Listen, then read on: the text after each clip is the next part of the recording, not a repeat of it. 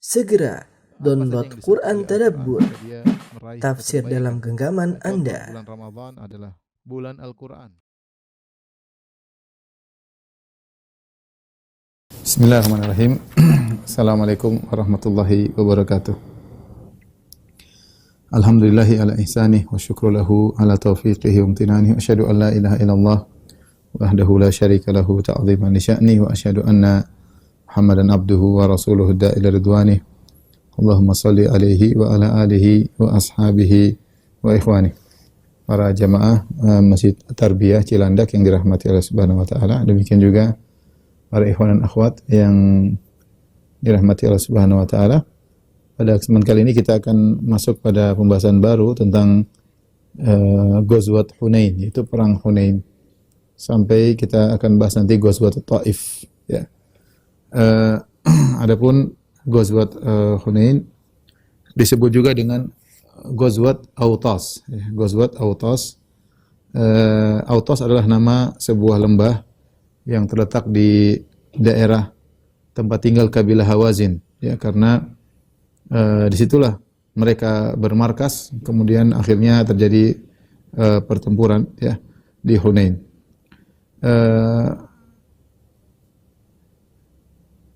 Dan disebut juga dengan Ghazwat Hawazin, ya. Jadi namanya ada tiga, namanya Ghazwat Hunain, ya. Kemudian disebut juga dengan Ghazwat Autas, ya, karena ditinjau dari markasnya orang-orang Hawazin, atau disebut juga Ghazwat Hawazin karena diperangi adalah kabilah Hawazin. Adapun sebab daripada perang ini, perang Hunain, ketika itu setelah Rasulullah SAW menaklukkan kota Mekah, orang-orang Quraisy pun tunduk kepada Rasulullah SAW. Maka para pembesar-pembesar kabilah Hawazin dan kabilah Thaqif yang mereka tinggal di daerah Taif, ya, mereka pun ingin Rasulullah SAW menyerang mereka. Jadi mereka ingin menyerang terlebih dahulu. Akhirnya mereka pun mengumpulkan pasukan yang begitu banyak, ya, untuk memerangi Rasulullah SAW. Maka bergabunglah kabilah Hawazin, kabilah Thaqif, jumlah yang besar, ya. Dan bergabung bersama mereka kabilah-kabilah yang lebih kecil lagi, seperti kabilah Nasr, kabilah Sa'ad bin Bakar, ya. Sa'ad bin Bakar ini adalah Bani Sa'ad yang Rasulullah SAW ketika kecil pernah disusui di situ, tinggal di situ, jadi ibu susuannya yaitu Halimah Sa'diyah dari Bani Bakar, Bani Sa'ad bin Bakar, ya. Makanya disebut dengan Halimah Sa'diyah dari Sa'ad, dari kabilah Sa'ad bin Bakar. Ini kabilah ini gabung bersama kabilah Nasr, ya. Kemudian juga sekelompok dari Bani Hilal, ya. Kemudian juga dari Bani Jushum, ya. Mereka kumpul semua bergabung dengan kabilah Hawazin dan Thaqif untuk memerangi Nabi SAW. Di antara mereka ada seorang dari Bani Jushum, seorang yang sudah tua, namanya Duraid ibnu Simmah. Duraid ibnu Simmah, ya. Dia seorang sudah tua dan sudah buta. Tetapi dia adalah orang yang pakar dalam peperangan. Udah tua, udah buta, ya.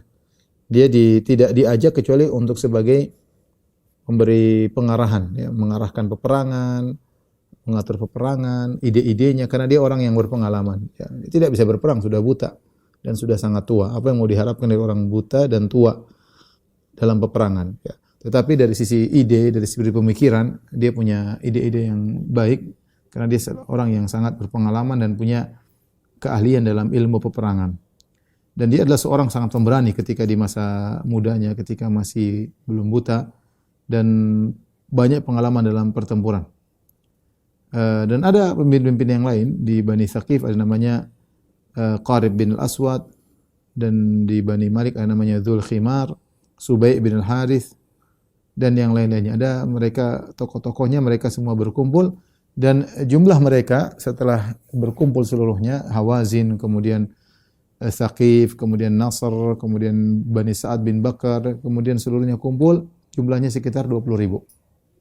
Jadi pasukan mereka jumlahnya sekitar 20.000. Kemudian pimpinan utama mereka, ya, adalah Malik bin Auf An-Nasri, ya. Malik bin Auf An-Nasri. Inilah pimpinan utama Malik bin Auf dari Bani Nasr. Dan masih muda ketika itu, umurnya 30 tahun.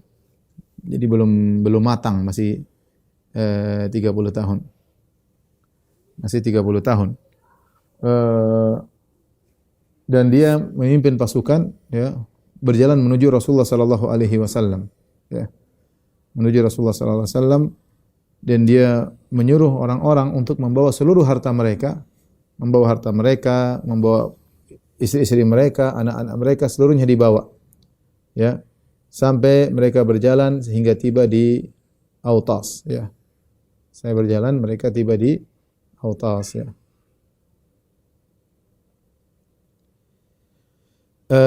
Ini adalah ide yang aneh yang diungkapkan oleh Malik bin Auf. Bagaimana mereka berperang, kemudian seluruh harta dibawa, anak, istri, kambing, onta, semuanya dibawa. Ya, harusnya berperang ya anak-anak, istri selamatkan, enggak usah ngajak anak, enggak usah anak istri, enggak usah bawa harta. Tapi ini ide konyol yang disampaikan oleh Malik bin Auf. Ya. Kemudian tatkala mereka sudah kumpul di lembah namanya Autas, maka orang semua berkumpul menuju kepada Malik bin Auf. Di antara orang-orang yang mendatangi Malik bin Auf adalah Duraid bin Simmah. Tadi kita sebutkan orang yang tua, yang mahir dalam bertempur, jagoan, tapi sudah buta. Tapi pengalaman pertempurannya banyak. Maka Duraid bin Simmah bertanya, "Bi ayyi wadin antum?" Kalian ini bermarkas di lembah mana? Lembah yang mana? Ya, di sana antara Taif itu banyak lembah di sana. Qalu bi Autas. Kami bermarkas di Autas. Maka dia mengatakan, "Ni'ma majalul khail." Ini tempat terbaik untuk kuda. La hazana dirsin, bukan tempat yang terlalu tinggi, ya, sampingnya tidak terlalu tinggi, gunungnya tidak terlalu tinggi. Wala sahla dahsin, tidak juga terlalu rendah gunungnya, sedang-sedang. Kemudian tiba-tiba dia mendengar suara onta, suara kambing, suara suara hamir, yaitu donkey, ya, keledai, ya. Kemudian suara anak-anak menangis.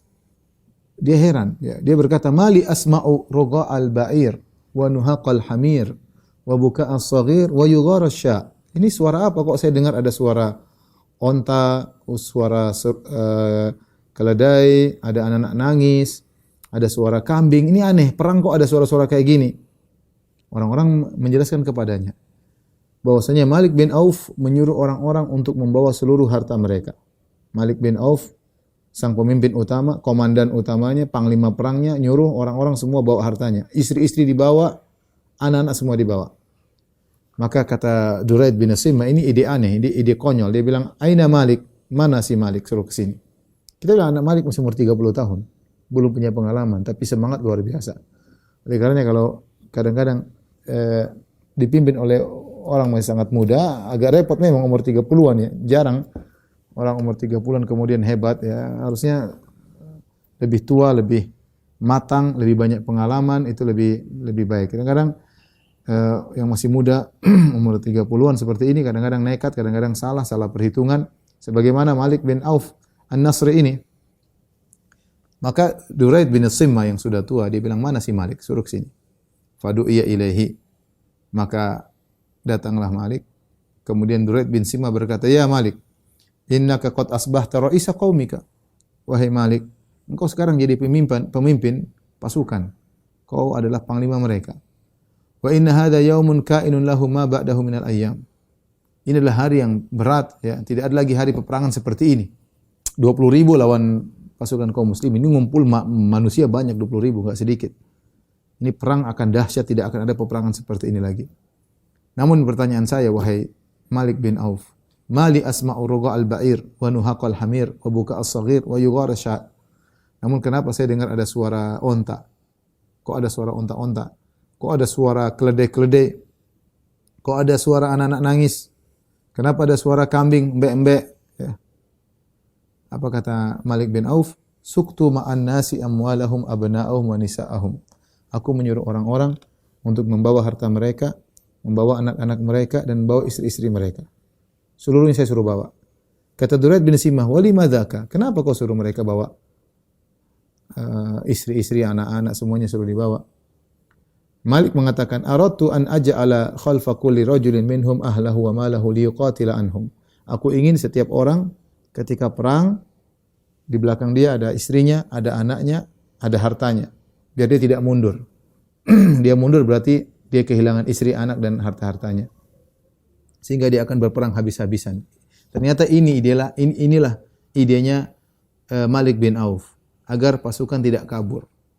Karena kalau mereka kabur, ada istri, ada anak-anak akan jadi tawanan, akan jadi budak dan harta-harta mereka akan diambil. Maksud dia mereka akan bertempur habis-habisan, lebih baik mati ya daripada kemudian kabur selamat tapi anak istri dijadikan tawanan. Idenya Malik bin Auf seperti itu. Idenya sepertinya cemerlang. Tapi apa kata Duraid bin Simmah, seorang tua yang sudah sangat berpengalaman? Dia berkata, "Ra'i dha'nin wallah." Ya, ra'i dha'nin. Ini pendapat kata dia pendapat orang penggembala kambing seperti ini. Ya, wa hal yaruddul munhazimu syai'. Apakah orang kalah ada yang bisa menghalangi dia untuk kabur? Percuma. Dia kalah ya sudah. Kabur, mau istri anak dia akan tinggalkan. Ya. Inna in kanat laka lam yanfa'k illa rajulan bi sayfi rumhihi. Kata Duraid bin Simmah, kalau ini perang memang menang, yang bermanfaat hanyalah orang yang dengan pedang, yang jagoan dengan pedangnya atau dengan tombaknya. Wa in kanat alaik, tapi kalau ternyata perang ini kamu kalah, fudhihta fi ahlika wa malik, maka kau akan dipermalukan pada hartamu dan istri keluargamu, akan jadi tawanan. Apa faedahnya? Kalau kalah tetap aja kalah. Kalau orang bawa anak, bawa istri, yang bermanfaat adalah pedang, yang berani, yang berani tetap berani, yang penakut tetap penakut. Ya, percuma suruh bawa istri, bawa anak-anak, percuma. Tapi kalau kau kalah dalam peperangan hari ini memalukan. Anak-anakmu, istrimu jadi tawanan, dibudak, hartamu diambil. Kemudian Duraid berkata, "Ma fa'alat Ka'bun wa Kilab." Mana kabilah Ka'ab dan mana kabilah suku Ka'ab dan suku Kilab mana? Kok saya enggak dengar suara mereka? Dan ini adalah salah satu dari suku kecil dari Hawazin. Ya. Hawazin itu kabilah besarnya, kemudian ada suku-suku kecilnya. Kenapa mereka berdua tidak hadir, dua suku ini? Qalu lam yashhadha minhum ahad. Tidak seorang pun dari mereka ikut. Faqala Duraid berkata, qabal hiddu wal jiddu. Maka perang kali ini tidak dihadiri oleh orang-orang yang hebat. Jadi ternyata dua suku ini, suku kecil ini, suku Ka'ab dan suku Kilab. Suku Kilab adalah dua suku yang hebat dalam pertempuran. Kalau mereka tidak hadir, repot. Walau kana yauma ala'in wa rif'atin lam taghib anhu Ka'ab wala Kilab. Seandainya ini perang akan kita menangkan, maka dua suku ini tidak akan luput. Mereka pasti hadir. Ya, tapi kalau mereka tidak hadir, repot. Waladitu annakum fa'altu ma fa'alat Ka'bun wa Kilabun.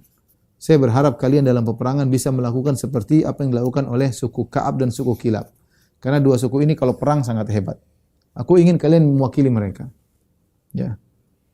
Kemudian dia berkata, "Ya Malik, wahai si Malik, innaka lam tasna' bi taqdimil baydati Hawazin ila nuhuril khayl syai'an." Tidak ada faedahnya wahai Malik. Kau bawa seluruh anak-anak, istri, harta semua untuk masuk dalam pertempuran, tidak ada faedahnya. Apa faedahnya? Irfa'hum ila mutamanna'i biladihim. Sudah, suruh mereka tinggal di rumah saja, di tempat yang aman. Ya. Ngapain bawa dalam peperangan? Wa liya qaumihim di tempat-tempat yang tinggi. Tsumma alqi subah. Kemudian kau bertempur lawan Muhammad dan teman-temannya, orang-orang yang sahabat yang keluar dari nenek moyang, keluar dari adat tradisi nenek moyang mereka. Ala mutunil khail, naik kuda lawan mereka. Ngapain bawa kambing, onta, anak-anak perempuan semua dibawa.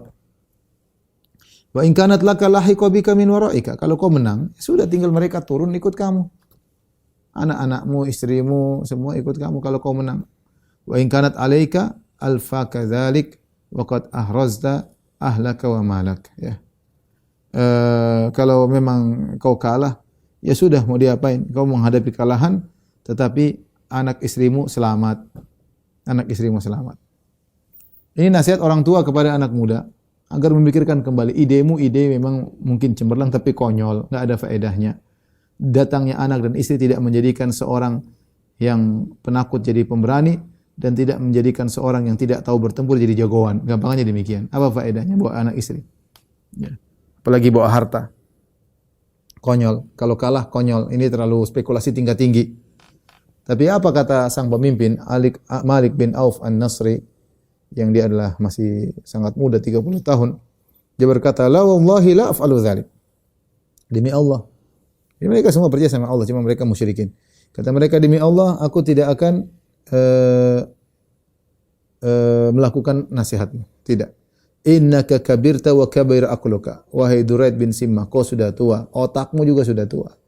Artinya kamu pikiran-pikiran zaman model dulu ya, zaman apa namanya? Intel Intel Pentium 1 kali ya. Otakmu udah tua dan kau juga udah tua. Wallahi la tuti'unnani ya ma'syara Hawazin. Demi Allah kalian semua kabilah Hawazin harus taat kepadaku. Ya. Aula attaki'anna ala hadha sayf hatta yakhruja min dhahri. Atau aku akan menekan pedang ini di dadaku sampai keluar di belakang. Kamu taat atau saya mati? Qalu ata'naka. Kata mereka, kami taat kepada engkau wahai Malik. Ketika itu karena Malik bin Auf sudah bersikeras, maka Duraid, orang yang sudah tua tadi berkata, "Hadza yaumun lam ashhadhu wa lam yafutni." Ini adalah peristiwa yang aku tidak pernah menyaksikan peristiwa seperti ini. Ya, dan aku tidak akan luput dari peristiwa peperangan seperti ini. Peperangan jumlah 20.000, itu sekarang aja 20.000 itu banyak ya. 20.000 itu jumlah yang banyak. Perang 20.000 lawan 10.000 itu perang yang banyak, dahsyat. Sekarang aja masih banyak, apalagi zaman itu, zaman manusia masih sedikit. Tentu perang ini perang dahsyat kalau kita berbicara tentang zaman tersebut. Kalau terjadi zaman sekarang itu pun dahsyat. Apalagi terjadi pada zaman dahulu tatkala jumlah manusia masih sangat sedikit. Yang aneh bahwasanya anak-anak ikut, anak-anak masih bayi ikut, istri-istri ikut, kambing-kambing, keledai-keledai, onta-onta semua dibawa. Setelah itu Malik bin Auf sang pemimpin An-Nasri kemudian memerintahkan untuk didatangkan kuda-kuda, kemudian diatur dalam saf. Kemudian saf-saf para pasukan tempur juga disafkan, dibariskan. Kemudian di belakang mereka saf para wanita ya. Kemudian di belakang setelah para wanita baru saf onta-onta di belakang. Jadi dia susun saf ya. Di paling depan kuda-kuda, kemudian para pasukan berkuda, pasukan mungkin pejalan kaki, kemudian para wanita, kemudian onta-onta. Kemudian dia berkata, "Idza ra'aitumuhum faksiru jufuna suyufikum, thumma shuddu 'alaihim syaddata rajulin wahid." Kalau kalian sudah lihat Muhammad dan teman-temannya, hancurkan sarung pedang kalian, buang itu sarung pedang. Pokoknya bertempur sampai mati. Dan seranglah Muhammad dengan sekali serangan. Jadi kompak, serang Muhammad, harus kompak. Demikianlah kabilah Hawazin telah mempersiapkan diri untuk bertempur melawan pasukan Nabi Muhammad SAW dan para sahabat. Ketika Nabi SAW mendengar ada kabar-kabar bahwasanya desas-desus Hawazin telah berkumpul, Nabi punya mata-mata. Ya, beliau juga mencari berita-berita apa yang terjadi di sekitar beliau. Maka Nabi mengutus Abdullah bin Abi Hadrat Al-Aslami. Kemudian Nabi menyuruh dia untuk ngecek. Masuklah kau ke sana ke kabilah Hawazin, gabung dengan mereka, bercampur baur dengan mereka, lihat apa yang terjadi. Maka Ibnu Abi Hadrat pun berjalan ya.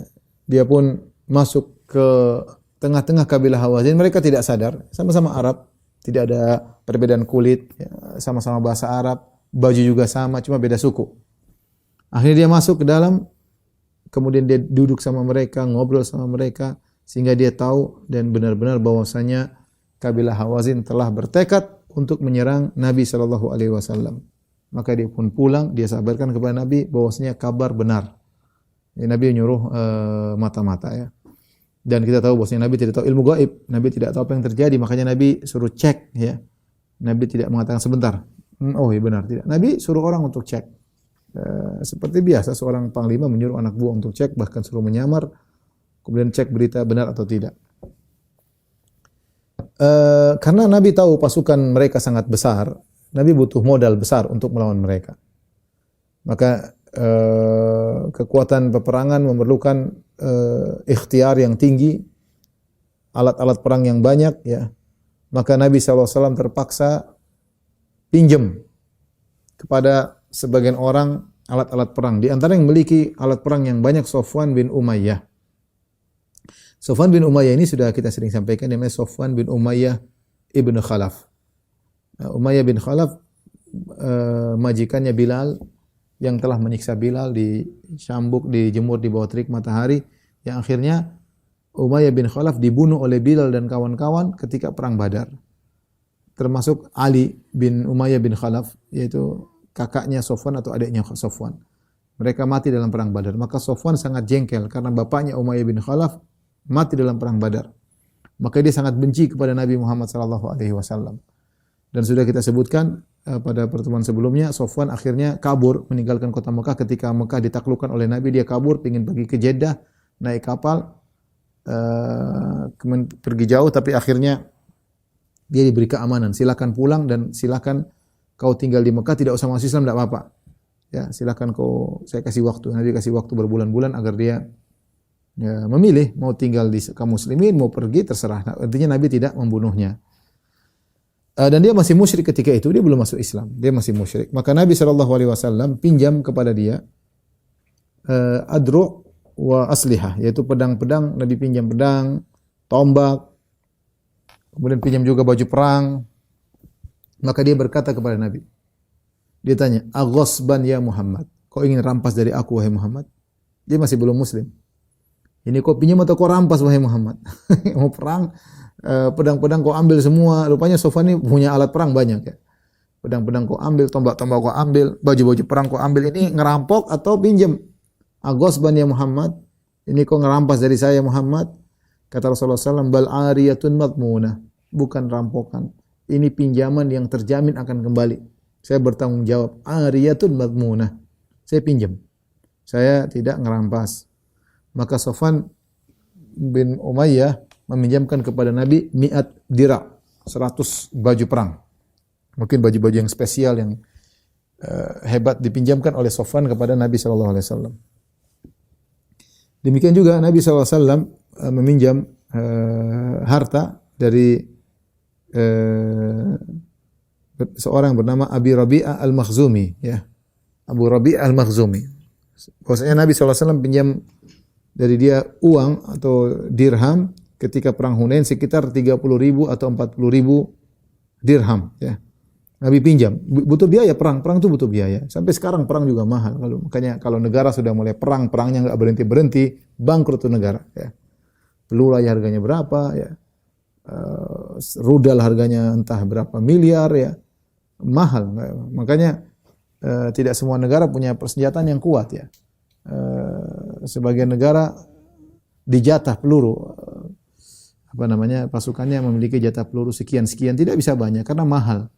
Perang itu butuh biaya mahal, ya. Maka Nabi SAW karena tidak atau kekurangan uang, Nabi SAW pinjam di sini, pinjam ke sana, pinjam ke sini untuk perang. Ya, Nabi pinjam sekitar 30.000 atau 40.000, entah dinar atau dirham, pinjam kepada Abu Rabi'ah al-Makhzumi. Kemudian setelah Rasulullah SAW selesai dari perang, Rasulullah menang, Rasulullah SAW kembalikan pinjaman tersebut. Rasulullah kembalikan, dan setelah perang Rasulullah kembalikan kepada sang pemilik uang tersebut. Rasulullah SAW berkata, barakallahu laka fi ahlika wa malik. Ya. Semoga Allah memberkahi engkau pada keluargamu, pada hartamu. Innama jaza'us salafi al-wafa'u wal hamdu. Sungguhnya balasan bagi pinjaman adalah menunaikan pada waktunya dan juga memuji, ya, berterima kasih, ya. Inilah adab orang kalau minjem, ya, dia harus wafa itu mengembalikan pada waktunya, tidak mengulur-ngulur. Kalau memang ternyata dia mampu, kalau tidak mampu lain cerita. Dan berterima kasih, ya. Orang, saya bilang apalagi zaman sekarang ada orang minjamkan duit sama kita, itu orang baik, ya. Apalagi kalau ngasih, ya. Kalau minjamkan saja itu sangat baik. Sekarang orang pegang uang, apalagi zaman pandemi sangat sulit. Kita bukan zaman pandemi saja, kalau ada minjamkan uang sama kita itu orang baik, ya. Dia sudah meletakkan uang, dia percaya sama kita, dan kadang-kadang belum tentu dia tahu ini kembali atau tidak. Maka kita sebagai yang minjem harusnya tahu diri, terima kasih. Kalau punya uang segera kembalikan, jangan ditunda-tunda ya. Makanya Nabi mengatakan matalul ghani zulmun, orang yang mampu bayar hutang sudah jatuh tempo namun dia tunda-tunda, ini orang zalim. Lain halnya kalau belum jatuh tempo. Enggak apa-apa, yang penting pas jatuh tempo harus bayar. Nah, kalau seorang udah jatuh tempo dia enggak bayar-bayar, ya, maka dia berbuat zalim. Semakin dia tidak bayar semakin zalim. Nah, banyak orang yang ketika meminjam uang pura-pura lupa lah, kemudian tunda-tunda lah. Setan datang membuat dia akhirnya punya duit, dia tahan, dia buat beli yang lain untuk kembangkan usaha, buat ini, buat padahal sudah jatuh tempo. Akhirnya orang yang meminjamkan uang kepada dia dulu ngemis-ngemis sama dia. Ngemis-ngemis sama dia. Bahkan di antara perkara yang menakjubkan, ada sebagian kawan dia minjamkan uang sama orang. Setelah itu sudah jatuh tempo dia belum tagih, atau intinya dia tagih, satu saat dia tagih kepada kawan satunya lagi yang pinjam uang sama dia. Dia tagih mana uang. Akhirnya yang ditagih marah-marah. Dia bilang, "Bapak ini gimana? Kemarin saya punya uang, Bapak tidak tagih. Sekarang saya enggak punya uang, Bapak malah nagih." Seharusnya kita kalau punya utang enggak usah ditagih, bayar. Enggak usah perlu nunggu ditagih-tagih. Harusnya langsung bayar saja ya. Karena utang beban, repot pada hari kiamat kelak ya. Repot. Orang menggampangkan masalah hutang, sementara Nabi pernah tidak mau sholat sama orang yang punya hutang 2 dinar ya. Nabi mengembalikan dan Nabi mengatakan innama jazaa'u salaf al-wafa'u wal hamdu. Balasan bagi orang yang membayar hutang adalah sesuai dengan waktunya, menunaikan dan juga memuji. Taib. Jadi ini saya beri gambaran bahwasanya kondisi kaum muslimin tidak masih kekurangan sehingga harus minjam ini, minjam anu. Kemudian setelah Rasulullah SAW semua persiapan, Rasulullah SAW berangkat menuju Hunain. Ya. Rasulullah SAW tinggal di Mekah sekitar 19 hari. Setelah 19 hari Rasulullah SAW keluar menuju Hunain pada hari Sabtu. Ya. Itu tinggal itu di bulan Syawal. Ya, ya di bulan Syawal tahun 8 Hijriah. Kemudian Rasulullah SAW menggunakan Attab bin Asid sebagai amir di Mekah. Dan ia adalah amir yang pertama dalam Islam di Mekah ya. Karena Mekah baru saja ditaklukkan oleh Nabi. Sebelumnya Darul Kufur. Sebelumnya tempatnya orang musyrikin, dan Nabi SAW ketika berangkat menuju ke Hunain, Nabi menugaskan seorang namanya Attab bin Asid sebagai pengganti Nabi, amir di kota Mekah. Dan bersama Nabi 12.000 pasukan. Ingat, musuh 20.000, Nabi 12.000. 10.000 adalah pasukan yang datang bersama Nabi dari Madinah menuju Mekah untuk menaklukkan kota Mekah. Adapun 2.000 tambahan adalah orang-orang yang at-tulaqa, yang baru saja dibebaskan oleh Nabi dan mereka baru saja masuk Islam. Mayoritas mereka baru masuk Islam dan Islam belum bercokol dalam hati mereka dengan baik ya. Kemudian juga ada orang musyrikin ikutan keluar bersama Nabi, ingin nonton. Orang musyrikin yang Rasulullah izinkan mereka untuk tinggal di Mekah bersama Nabi. Di antara orang musyrikin tersebut Safwan bin Umayyah. Ya. Ikut juga, ingin ikut. Nanti Rasulullah akhirnya kasih hadiah berupa onta yang banyak. Akhirnya dia masuk Islam. Tapi dia ikut. Di antaranya Suhail bin Amr dan juga yang lainnya. Suhail bin Amr juga belum masuk Islam. Inilah pasukan terbesar yang pernah keluar bersama Nabi. 12.000 pasukan. Ya. Kemudian karena jumlahnya begitu banyak keluar, sampai ada sebagian orang ngomong, lan nuglabal yauma min qillah. Kita tidak bakalan kalah. Dengan sebab jumlah sedikit, kita karena jumlah kita banyak. Kita tidak akan kalah karena faktor jumlah sedikit. Ya. Karena apa? Jumlah kita banyak. Nabi mendengar hal tersebut dan ini berat bagi Nabi SAW. Karena ini ujub terhadap jumlah yang banyak. Ya, karena mereka tahu bagaimana kaum muslimin perang dengan jumlah yang sedikit, menang dalam perang Badar jumlah cuma 300 mengalahkan 1.000. Dalam perang Uhud 700 lawan 3.000 tapi bisa bertahan. Ya. Kemudian juga dalam Khandaq 2.000 tapi 10.000 bisa porak-poranda. Ini sekarang 12.000. Meskipun musuh 20.000, tapi 12.000 pasukan yang kuat. Sehingga mereka mengatakan kita nggak bakalan kalah. Nah, ketika itu Nabi merasa berat dengan perkataan tersebut. Ini menunjukkan, ini diucapkan oleh orang yang baru masuk Islam, menunjukkan tawakal kepada sebab, tawakal kepada materi. Ya, bukan kepada pencipta materi tersebut, bukan kepada Allah Subhanahu wa taala. Ya.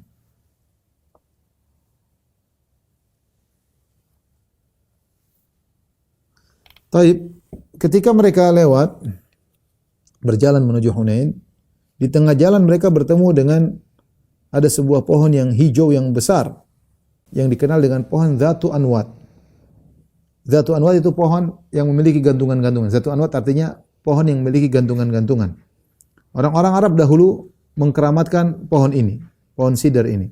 Dan mereka menggantungkan senjata-senjata mereka, pedang mereka, tombak mereka di pohon-pohon ini dengan harapan jadi kuat, tambah kuat pedangnya, tambah kuat tombak-tombaknya, bahkan mereka nongkrong di pohon tersebut, ya. Ketika Nabi melewati, sebagaimana dalam hadis Abu Waqid Al-Laitsi, ya, mararna bi sidr, kami pun melewati pohon tersebut. Wa nahnu hudatsa'u ahdin bi kufrin, kami baru saja masuk Islam. Walil musyrikina dan orang-orang musyrikin punya pohon yuqalu laha Dzatu Anwat, disebut dengan pohon Dzatu Anwat. Itu pohon yang memiliki gantungan-gantungan. Ya, mereka gantung senjata mereka untuk mencari keberkahan. Ini pohon keramat.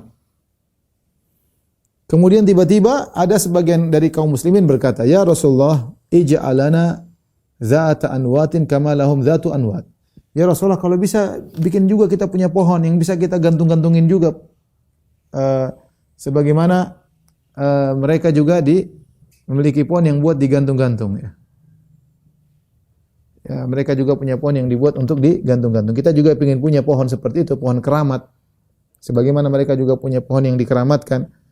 Dan ini permintaan kesyirikan. Maka Nabi SAW kaget, Nabi berkata, Allahu Akbar. Allahu Akbar. Qultum walladhi nafsu Muhammadin biyadihi kama qala qaumu Musa li Musa. Sungguh apa yang kalian ucapkan itu sama seperti perkataan kaum Musa kepada Nabi Musa, ij'al lana ilahan kama lahum alihah qala innakum qaumun tajhalun. Jadikanlah bagi kami Tuhan sebagaimana mereka memiliki Tuhan, sesembahan. Innahas sunan. Sungguhnya ini adalah jalan-jalan toreko-toreko orang-orang terdahulu, ya, kesyirikan-kesyirikan, mengkeramatkan pohon-pohon. Latarkabunna sanana man kana qablakum sannatan atau sunnatan. Sungguh kalian akan mengikuti langkah-langkah tradisi-tradisi umat-umat terdahulu satu persatu. Kalian akan ikuti persis seperti mereka. Jadi ini contoh kesyirikan yang dilakukan oleh kaum musyrikin, mengkeramatkan sebagian pohon. Dan kaum muslimin yang baru masuk Islam, mereka enggak ngerti kalau itu syirik, sehingga mereka bilang, kami juga ingin punya seperti itu ya Rasulullah, bikinkan bagi. Niat mereka baik. Tapi ternyata permintaan mereka untuk punya pohon yang itu adalah pohon keramat adalah permintaan kesyirikan. Nabi mengatakan sama seperti perkataan orang-orang kaum Nabi Musa kepada Nabi Musa, ij'al lana ilahan kama lahum alihah. Jadikanlah bagi kami sesembahan sebagaimana mereka punya sesembahan-sesembahan. Nabi tegur, ya. Namun mereka diberi uzur karena mereka baru masuk Islam, tidak ngerti, padahal mereka minta kesyirikan. Ya, Nabi tidak mengatakan kalian kafir, enggak, tapi karena mereka baru masuk Islam, mereka tidak ngerti. Nabi cuma ingatkan ini adalah kekufuran, sama seperti minta dijadikan Tuhan.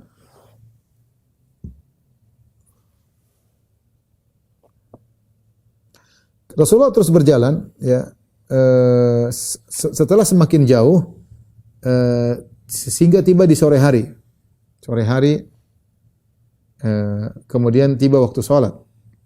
Tiba-tiba datang seorang lelaki berkuda. Dia berkata, ya Rasulullah, inni talaqtu baina aydikum hatta talaqtu ala jabali kada wa kada. Ya Rasulullah, tadi saya jalan di luar ke depan, saya naik kuda. Sampai saya tiba di sebuah gunung ini, gunung itu, dia cerita, fa idza ana bi Hawazin an bakrati abihim. Tiba-tiba saya lihat Hawazin seluruhnya semua hadir, ya.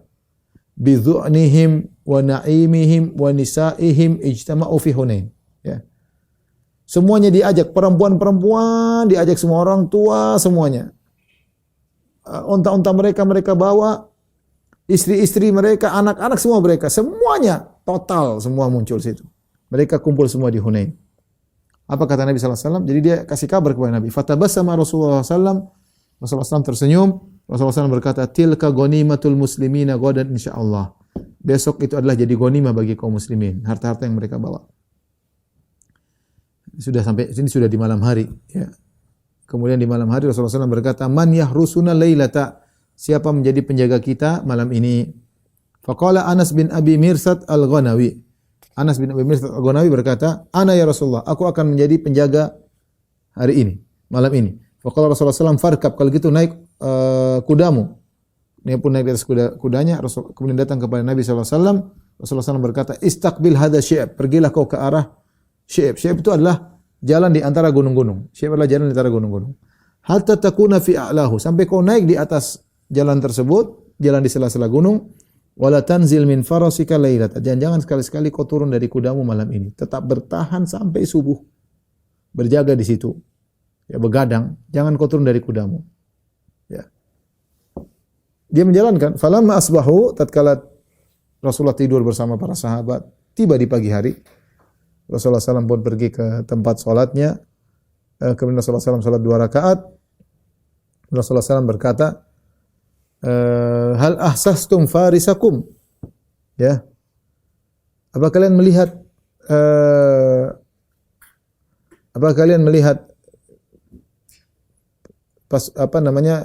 si Anas bin Abi Marsad yang dia termasuk pasukan berkuda, penjaga kalian, mana dia? Qalu ya Rasulullah ma ahsasnahu, kami tidak melihatnya Rasulullah. Fathuwiba bis salat, maka diiqamatkan salat. Jadi Rasulullah SAW salat 2 rakaat sebelum subuh. Kemudian setelah itu diiqamatkan salat. Kemudian Rasulullah SAW salat, faja'ala Rasulullah SAW wa huwa yusalli yaltafitu ila syi'ab. Rasulullah SAW salat sambil menengok ke arah syi'ab, melihat ke arah jalan di antara 2 gunung yang Nabi suruh Anas bin Abi Marsad berjaga di situ. Hatta idza qada salatahu, setelah Rasulullah SAW salat subuh, Rasulullah SAW berkata, ini boleh seorang kalau dalam salat sambil melihat, kalau ada keperluan tidak jadi masalah, keperluan mendesak, ada sesuatu yang berbahaya, apalagi salat khauf, apalagi dalam peperangan, ya tidak jadi masalah. Maka Rasulullah SAW berkata, abshiru faqad ja'akum farisukum, bergembiralah pasukan berkuda yang kalian telah datang, yaitu penjaga kalian semalam telah datang. Faja'alna nanzuru ila khilali syajar fi syi'ab, kami pun berusaha melihat mana si Anas bin Abi Mirsad ini. Tiba-tiba dia datang.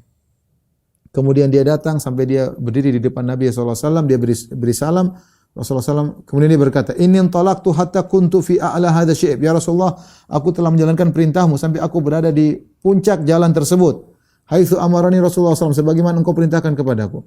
Falamma asbahtu tala'tu syi'abain kilaihima fanadhartu falam ara ahadan. Aku lihat di sana, aku lihat di jalan-jalan, tidak ada orang sama sekali di sana, tidak ada musuh.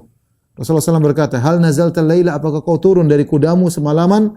Kata Nabi, la, kata dia, la illa musalliyan au qadiyan hajatan. Saya tidak turun dari kudaku selamanya kecuali cuma salat dan untuk menunaikan hajat. Artinya saya menjalankan perintah sesuai perintahmu ya Rasulullah. Kata Rasulullah SAW, qad aujabta fala alaika alla ta'mala ba'daha. Kau telah wajib masuk surga. Tidak masalah kau seandainya tidak beramal karena kau sudah dijamin masuk surga, ya, telah wajib surga untukmu, ya. Jadi menunjukkan ini adalah kemuliaan seorang sahabat yang Nabi mengatakan engkau telah wajib masuk surga. Kemudian Nabi SAW melanjutkan perjalanannya, ya, sampai ke Hunain di sore hari Selasa, di malam Selasa, ya.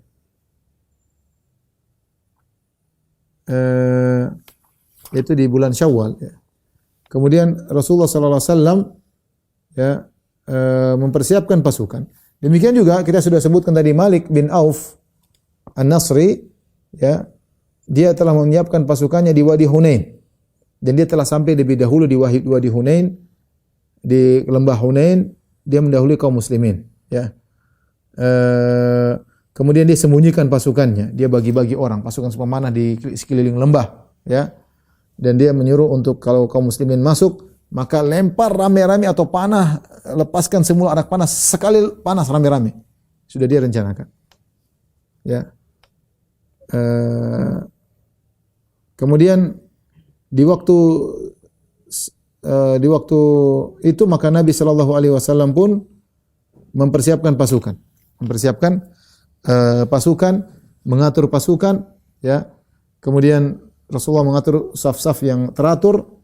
Rasulullah SAW naik ontanya, begolnya yang berwarna putih. Ya, dan Rasulullah pakai 2 baju perang. Rasulullah SAW pakai helm, ya, mighfar. Kemudian Rasulullah SAW menghadap ke pasukan. Kemudian Rasulullah SAW berjalan tawaf alim. Rasulullah SAW mengitari pasukan 12.000. Kemudian Rasulullah SAW memerintahkan mereka dan menyemangati mereka untuk perang. Ya, dan Rasulullah SAW menyuruh mereka untuk sabar dan tulus dalam bertempur. Adapun Khalid bin Walid, Rasulullah SAW suruh untuk memimpin Bani Salim, dipimpin oleh Khalid bin Walid, ya, dan Khalid bin Walid jadi pemimpin mereka. Maka di waktu subuh, masih waktu gelap, ya baru selesai subuh, masih remang-remang, ya. Maka kaum muslimin pun turun ke Wadi Hunain. Padahal kaum musyrikin sudah ada di situ. Mereka tidak menduga bahwasanya peperangan begitu cepat. Biasanya mungkin waktu duha. Ini masih gelap-gelap, mereka sudah bersiap di situ. Kaum muslimin tidak tahu, Nabi tidak tahu ilmu gaib. Nabi tidak tahu ilmu gaib. Maka kaum muslimin pun turun ke lembah Hunain, dan turunnya agak cepat karena lembahnya itu agak apa namanya? Turunannya agak terjal, ya. Ya, agak curam. Ya. Maka mereka tidak tahu bahwasanya ada pasukan-pasukan kabilah Hawazin yang sembunyi di jalan-jalan yang sempit di lembah tersebut, ya. Kemudian akhirnya ketika mereka turun, ya, tiba-tiba datang serangan luar biasa, hujan anak panah tiba-tiba menyerang mereka, ya. Ketika tiba-tiba datang hujan anak panah begitu banyak tanpa persiapan dari kaum muslimin, mulailah kaum muslimin kabur, ya. Kabur dari lokasi, ya. Terutama at-tulaqa, terutama 2.000 orang yang baru masuk Islam. Iman mereka belum kokoh, ya. Mereka pun kabur, ya. Dalam Sahih Muslim, Al-Bara' bin Azib berkata, "Falaku qauman rumatan la yakadu yasqutu lahum sahmun, farashaquhum rashqan, ya. Ma yakaduna yukhti'un." Tiba-tiba mereka mendapati pasukan yang begitu banyak dan mereka langsung memanah dan hampir panah mereka tidak salah, semuanya jago panah. Tiba-tiba hujan anak panah menyerang kaum muslimin. Ya. Mundurlah kaum muslimin, kabur. Ketika itu Abu Sufyan, ya, ada di situ, dia lihat kondisi, dia baru masuk Islam. Ada juga Sufyan bin Umayyah, juga belum masuk Islam. Hakim bin Hizam, juga belum masuk Islam. Kemudian sekelompok dari ahlu Makkah, mereka bersembunyi di sebuah tempat agak bukit, kemudian mereka menyaksikan pertempuran tersebut. Kemudian di antara mereka ada seorang namanya Kaldah bin Ibnu Al-Hambal. Kaldah Ibnu Al-Hambal, dan dia adalah saudara seibu dengan Sofwan bin Umayyah. Bapak mereka berbeda tapi ibu mereka sama.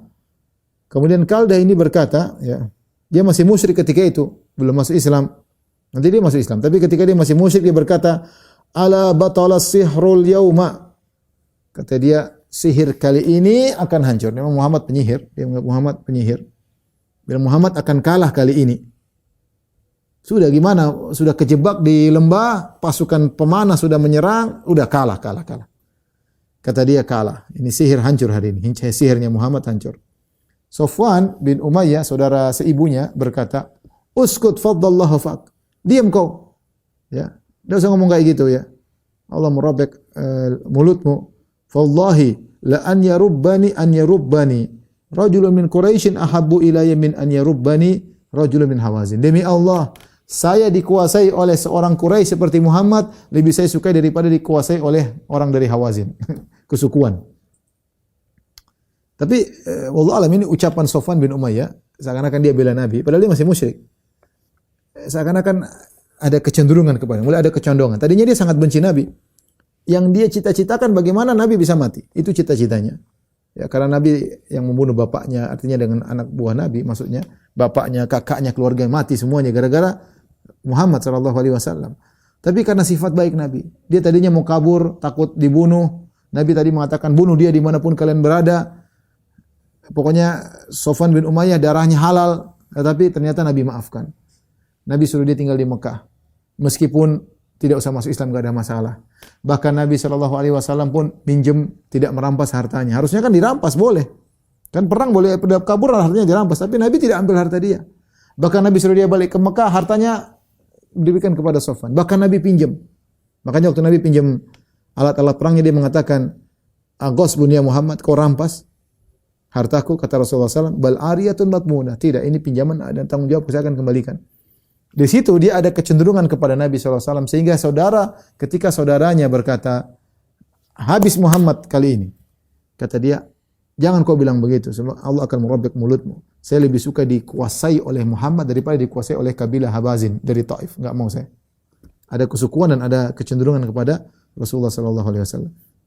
Ketika orang-orang kabur, Rasulullah SAW pergi ke arah kanan dan dia tetap bertahan, dan hanya orang sedikit yang bertahan bersama Nabi dari kalangan Muhajirin Ansar dan dari Ahlul Bait. Di antara yang bertahan bersama Nabi ada Abu Bakar, ada Umar, ada Ali bin Abi Thalib, ada Al-Abbas bin Abdul Muttalib, ada anaknya Al-Abbas Fadl bin Abbas, ada Abu Sufyan bin Harith, sepupu Nabi SAW. Ada Rabi'ah bin Harith, sepupu Nabi juga. Ada Aiman ibnu Ubaid, yaitu anaknya Ummu Aiman, pengasuh Nabi SAW. Ada Usama bin Zaid. Maka Rasulullah SAW berteriak, "Ilayya ayyuhan nas, halumu ilayya, ana Rasulullah, ana Muhammad bin Abdullah." Rasulullah bilang, "Wahai, kemari kepadaku, gabung kepadaku, wahai para sahabatku, wahai manusia, kemarilah. Aku adalah Muhammad bin Abdullah." Namun enggak ada yang dengar. Semua kabur, orang ketakutan. Hujan anak panah, tiba-tiba dadakan. Mereka menyangka belum mulai perang, tahu-tahu tiba-tiba dihujani dengan iman mereka enggak begitu kuat baru masuk Islam, mereka kabur. Tatkala tidak ada yang datang menuju Nabi SAW, maka Nabi pun naik di atas begolnya, kemudian Nabi pun maju, dia kencangkan begolnya. Begol adalah hasil persilangan antara kuda dengan himar, disebut dengan baglah atau begol bahasa kita. Maka Nabi justru maju dengan menggerakkan begolnya ke arah kaum musyrikin. Nabi tidak mundur, Nabi malah maju. Nabi kemudian berkata, "Ana nabiyyu la kadzib, ana ibnu Abdul Muttalib." Aku adalah nabi dan aku tidak dusta. Dan aku adalah putra dari Abdul Muttalib. Kenapa Nabi tidak mengatakan ana ibnu Abdullah? Ya, bapaknya Abdullah, tapi Nabi menisbahkan kepada kakeknya ana ibnu Abdul Muttalib karena Abdul Muttalib yang terkenal penguasa kota Mekah. Lagian dia umurnya tua, adapun Abdullah masih muda meninggalnya. Ya, Nabi kemudian memberi semangat, "Saya putranya, cucunya Abdul Muttalib." Nabi maju ke depan. Ya. Al-Abbas pamannya Nabi SAW pegang itu tali kekang begol tersebut. Ya, Abu Sufyan bin Harith memegang rikapnya, itu memegang tempat naiknya, dipegang, ditahan. Ya, karena Nabi cepat sekali, bahaya. Padahal Nabi menuju kaum musyrikin sangat berbahaya. Ya. Sementara Nabi sendiri mau maju. Ya. Jadi mereka tahan-tahan. Dan ini semua menunjukkan bagaimana beraninya Nabi SAW. Bayangkan Nabi naik begol, bukan kuda. Kemudian pasukan sudah mundur. Sementara hujan panah maju ke depan. Tapi Nabi thiqah dengan Allah, percaya kepada Allah bahwasanya Allah akan kasih kemenangan. Maka Nabi tetap maju. Padahal namanya begol tidak layak, tidak untuk kabur. Kalaupun ada apa, beda dengan kuda. Kuda kalau kabur cepat, begol jalannya pelan. Tapi Nabi SAW tetap maju. Ya, dia meyakini janji Allah Subhanahu Wa Taala. Ya, bahkan dia maju ke depan. Bahkan Nabi SAW turun dari begolnya, kemudian dia berdoa kepada Allah, "Allahumma nazzil nasrak." Ya Allah, turunkanlah pertolonganmu. "Allahumma intasha an la tu'bad ba'dal yaum." Kalau kau berkehendak kau tidak akan disembah lagi setelah ini. Tapi kau berkehendak untuk disembah. Intinya, maka Rasulullah SAW berdoa kepada Allah Subhanahu Wa Taala, "Allahumma bika uhawil wa bika usawil." Yaitu aku bergerak karena Engkau ya Allah. Wa bika uqatil, dan karena Engkau aku berperang. Ya. Maka Rasulullah SAW berperang, bertemu dengan kaum musyrikin. Kemudian Rasulullah SAW bertempur bersama para sahabat yang sedikit yang bersama Nabi Shallallahu Alaihi Wasallam. Namun Nabi paling depan. Dan berkata Al-Bara bin Azib radhiyallahu anhu, "Kunna wallahi idza marra al-ba'su nattaqi bihi." Kalau perang sudah berkobar, kami berlindung di belakang Nabi Shallallahu Alaihi Wasallam. "Wa inna syuja' minna lalladhi yuhadhi bihi." Yang pemberani kami, yang paling berani yang setara dengan Nabi. Tapi tidak ada yang berani di depan Nabi, semua di belakang Nabi. Kalau dalam kondisi Nabi biasanya ngawasi, tapi dalam kondisi ini Nabi turun, bahkan Nabi paling depan. Bahkan Ali bin Abi Thalib pernah berkata, "Kunna idza marral ba'su wa laqiyal qaumul qauma ittaqaina bi Rasulillah, fama yakunu minna ahadun adna ilal qaum minhu." Kalau kondisi perang sudah sangat berat, Kami semua berlindung di belakang Nabi sallallahu alaihi wasallam. Tidak ada seorang pun lebih maju daripada Nabi sallallahu alaihi wasallam. Baik, apa yang terjadi insyaallah kita lanjutkan pekan depan ya. Sampai di sini saja kajian kita ya. Wallahu alam bisawab, demikian saja kajian kita. Kurang lebihnya saya mohon. Wabillahi taufiq wal hidayah. Assalamualaikum warahmatullahi wabarakatuh.